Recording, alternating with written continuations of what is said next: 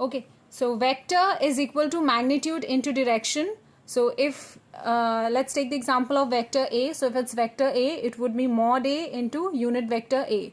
And mod of A, let's do a quick revision. It would be square root of a square x plus a square y plus a square z. X direction, y direction, z direction. And unit vector A would be equal to vector A by mod A.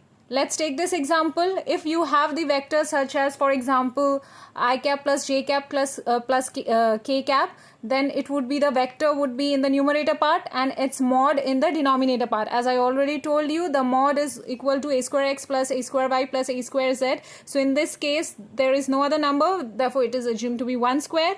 Here it will also be 1 square, and a square z would also be 1 square. So the final answer would be I cap plus j cap plus k cap by root 3. You can separate them out. So this would be the unit vector.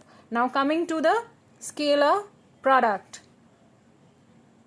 So when you multiply two vectors,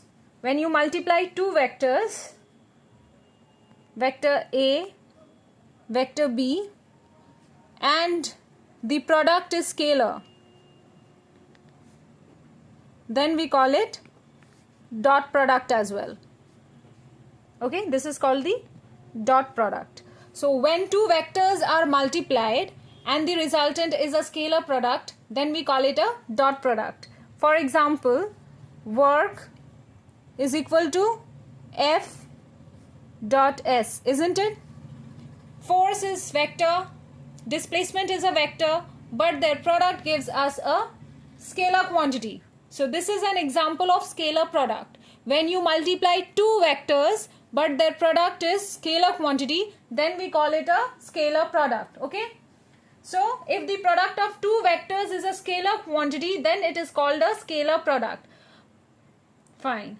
And vector product is also there. I would be coming to it. If the product of any two vectors is a vector quantity, then it is called a vector product. Okay. And it is not denoted by this. Basically, vector products are denoted by this. A cross B. Let's say giving any vector. So this is the vector product. I would be coming to this, but today we would be focusing on scalar product. So the scalar product of two vectors is defined as a scalar quantity equal to the product of their magnitudes and cosine of the angle between them. So basically A dot B would be equal to mod A, mod B, their magnitudes and the cosine of angle between them. Suppose these are the two vectors. Let's say these are the two vectors A and B, and this is the theta. So it would be AB cos theta. Magnitude of A, numerical value of A, numerical value of AB, and theta would be the angle between them. You would have to take the cosine angle of A and B. So I will give you the reason why is it so. So let's take an example. You already know about rectangular components, right? So suppose, let's say this is a vector A. Why do we take cos theta and why do we not take sin theta? So if we want to resolve it into its rectangular components, it would be A cos theta. The base part, I have already explained this to you, and the perpendicular part would be A sin theta. So in case of scalar product, why do we take the cos theta and not the sin theta? So let's say this is the displacement and let's say this is the force at an angle theta. Okay. So yes. So since this is the vector, S won't have any angle, like the angle of S would be 0 anyway. But for the vector force is inclined at this angle, so it would definitely have rectangular components. Any vector which is slightly, deviated from the x-axis, making an angle theta with the x-axis, it will definitely have its rectangular components. So this force will have two rectangular components. One along the base, which would be what? If this is the force F, this would be F cos theta, and the other component would be F sin theta. Okay. But we would be taking only the F cos theta. You know why? Because we usually take the component of that component of the vector which is along the direction of the first vector. Not clear. Suppose A and B. In this case, S is the first vector. Okay. So the direction is this side. Isn't it? It is along the x direction. Okay.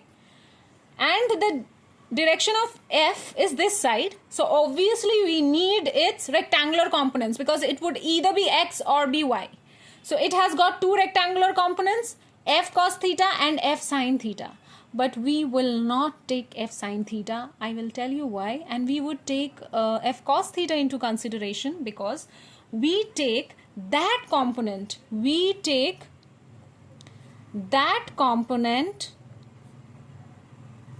of the vector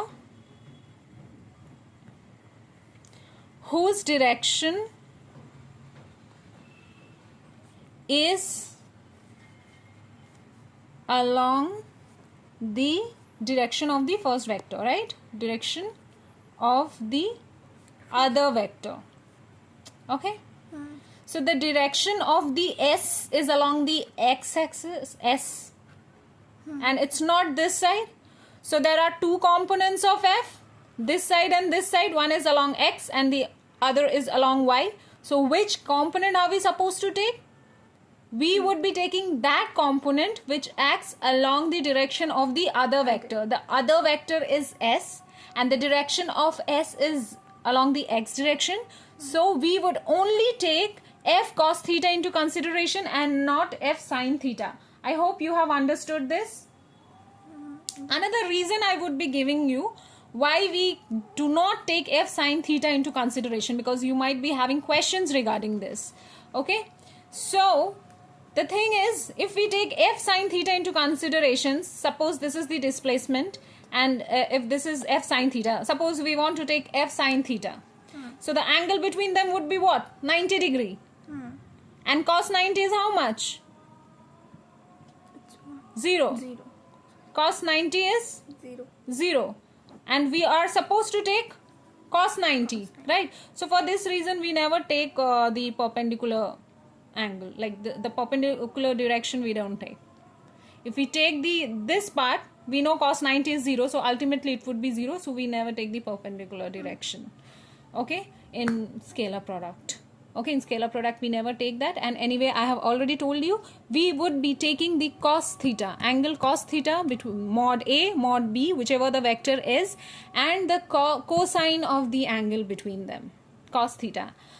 Why? I have explained you with the help of an example, and quickly one more time I'm going to explain you. Work is equal to force Fs cos theta. In class 10 you must have seen Fs cos theta. Where does this cos theta come from? Cos theta doesn't come from S. Cos theta comes because of F cos theta into S. There are two components of F. One is F sin theta and the other one is F cos theta. We take F cos theta because we are supposed to take that particular component of the vector which acts along the direction of the other vector. In this particular case, S, the direction of S is along the direction of x-axis. So that is why we would be taking F cos theta, this component, because it acts in the direction of the displacement. Okay. So finally, scalar product is equal to AB cos theta. This is the final answer, the formula rather I would say. Okay.